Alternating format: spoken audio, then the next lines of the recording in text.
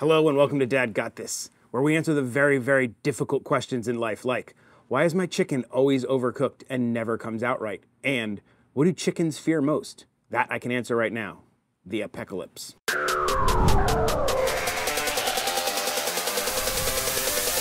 One of the questions I get asked the most is, how come my chicken never comes out like yours, where it's all moist and juicy and looks great? Mine's always dry and terrible. What am I doing wrong?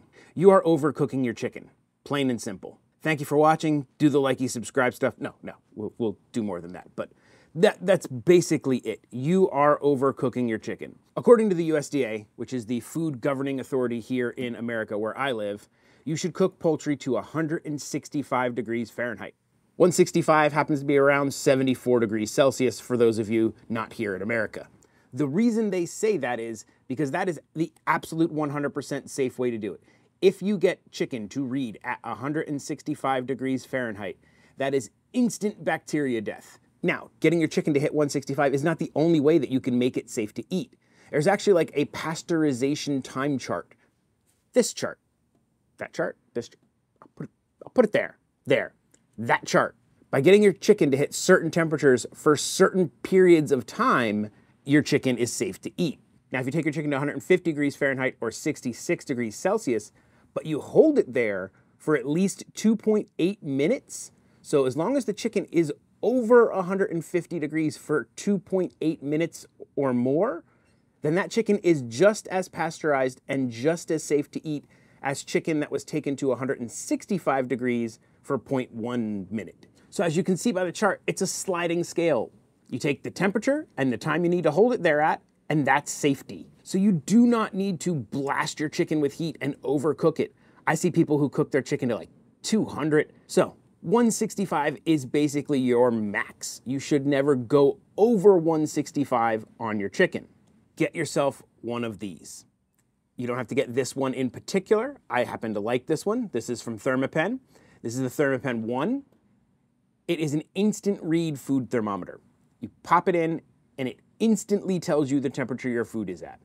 This is how you know your food is done, not this or guessing or that color looks right. No, cook to temperature and your food will be better, especially with chicken. Most people I know don't even own one of these and they're like, why is my chicken bad? I'm like, what temperature did you cook it to? They're like, done. No, it's not how it works. It's not how any of this works. One other thing people do not account for when cooking chicken is carryover cook time. They'll cook their chicken to 165 and be like, perfect, I got it there, it's done. Well, once you take that chicken out, it's gonna continue cooking for probably 5 to 8 degrees more.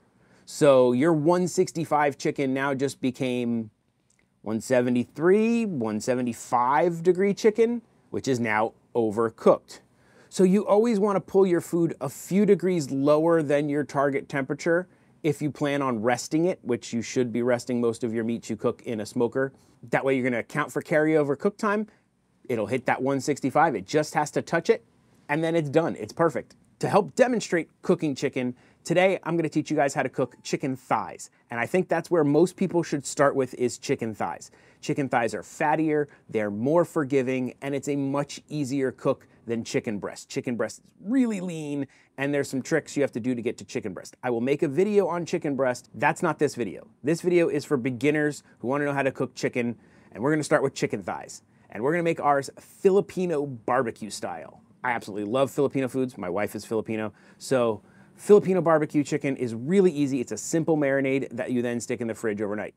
To demonstrate that, let's go back to yesterday where I made the marinade so I could stick the chicken in the fridge overnight so that it would be ready for this morning. In here, we have 1/2 cup of soy sauce, 1/4 cup of lemon juice, 1/2 cup of brown sugar, 3 tablespoons of minced garlic, 1 teaspoon of black pepper, 1 teaspoon of ground ginger, and 1 cup of Coke. Mix that all up and set it aside.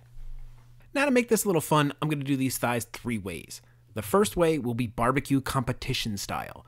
To do this, you remove the skin, scrape off any fat under it, and wrap it back around the thigh. This is supposed to make the skin texture better when cooked.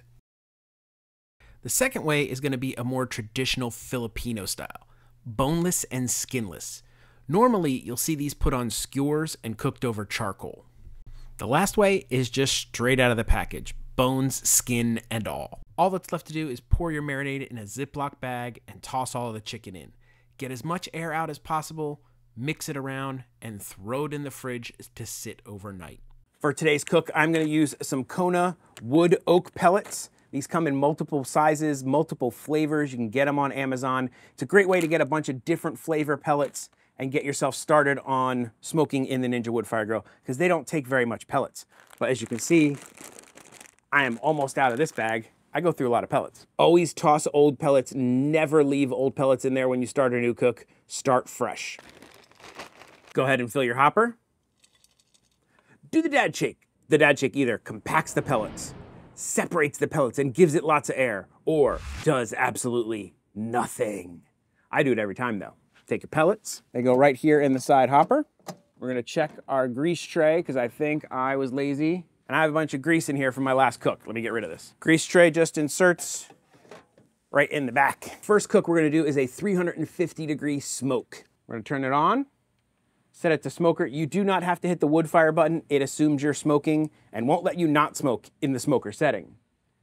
Temp, we're gonna go to 350. And time we're not worried about because we're gonna go ahead and set this up in the app in a little bit. Hit start, it's gonna say IGN. It's gonna get through its whole preheat setting and then it'll tell us to add the food. In all of my testing, I've done a lot of cooks on this unit. 350 for the chicken seems to come out really well. It cooks fast enough, it has enough time to get in the smoke, and it just gives you really good results. So we're gonna go with that 350 Fahrenheit, 177 Celsius. We're gonna cook everything to about 158 and then let carryover cooking take us to our 165 so we don't go over. Now, the nice thing about chicken thighs is if you go over a little, they're still gonna be fantastic. It's really hard to overcook chicken thighs. If you did, you done something wrong, really wrong. The Ninja Woodfire Pro XL has built-in thermometers, so we're gonna go ahead and use those. We should be able to pull the toothpicks out now so we don't actually accidentally eat them. Now we're gonna pick one of each to put our thermometer in. Now you wanna get your thermometer in the thickest part, kind of as close to the bone as you can, but not touching the bone. Now this chicken's pretty thin, so these readings might be a little off. We're gonna use them as a guide, not an absolute. Let's get these guys on the smoker. Upon second thought, I'm not gonna set this to a temperature cook because I'm not sure about that probe and how thick the chicken was. It's probably gonna read hotter faster than it is, and I don't want it to shut the grill off. We're just gonna use the probes to maintain them, so I'll show you what they look like here. All right, yeah, we definitely have a probe problem. One chicken is 40 degrees, the other one says 104. I think it's touching the grate. Yes, that second probe was actually touching the grate, giving me a false reading. So we're gonna let that guy cool down and we're not gonna really go by him. Probe 2 still says it's a 47-degree chicken, so we got a bit of time before these are gonna go. I'll set a timer so we know how long it takes. Because filming, we are at 168 on one of them, and the other one is at 160. These are done. We'll give them a quick check with the Thermapen to double check everything. 170, 180, 165. Now I left one of them in there and we're just gonna blast it, I don't know, 210. So it's really overdone. So we can see what they look like different before we cook the traditional way. We're gonna let these rest for about 5 to 10 minutes. We'll cover with some foil, let them rest so we don't lose all our juices when we cut into them. It's been roughly 5 minutes since these came off the grill. Now this was the one that had the skin detached. This was a skin attached. And I believe this was also a skin detached. Now this was the one that was cooked the most appropriately. So we're gonna go ahead and give this a slice near the bone. As you can see, it is juicy. I mean, the inside is perfect. I don't see any pink in there. Looks great. Skin on the bottom a little rubbery. Skin on the top's got a little bit of a crisp to it. We'll give this one a taste. Tender, flavorful, juicy, perfect chicken. Let's see what happens when you go a little over. still looks fantastic. Look at that. There's just plenty of juice. That was even cooked a little bit over. Now this one was pretty far over.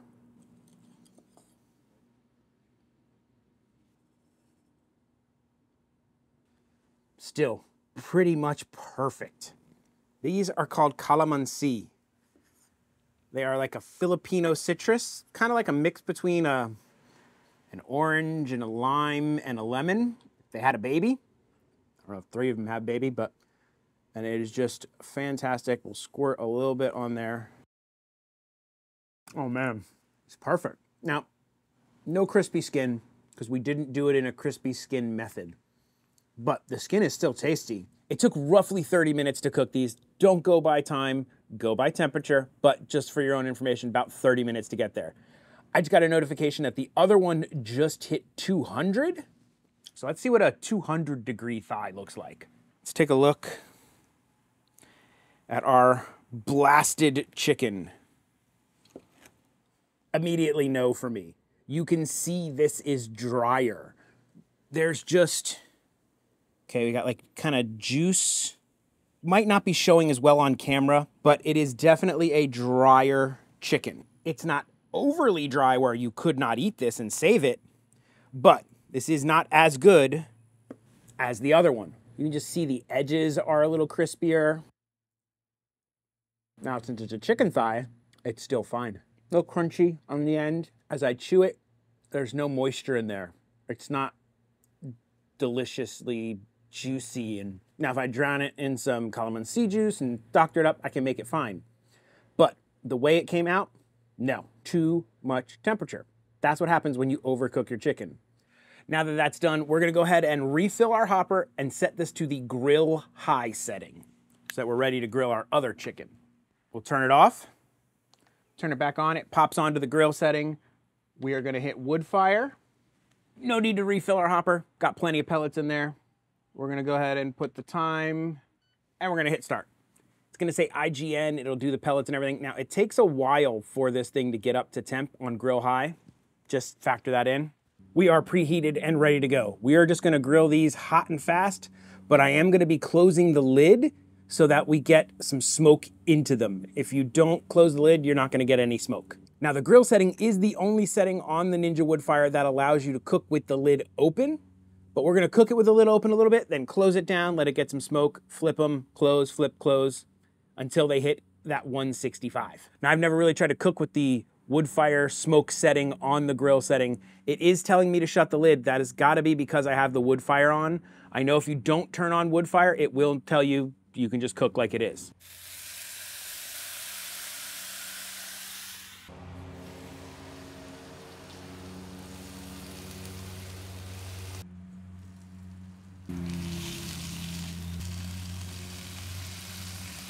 Now these are almost done, so I turned off the Woodfire feature, and as you can see, it is not yelling at me to close the lid. That is because I do not have Woodfire on. We're just gonna give these a little bit more time flipping.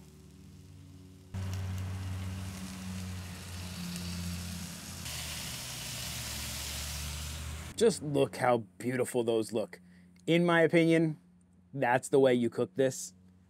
It was done in like 5-6 minutes. Super fast, super easy, and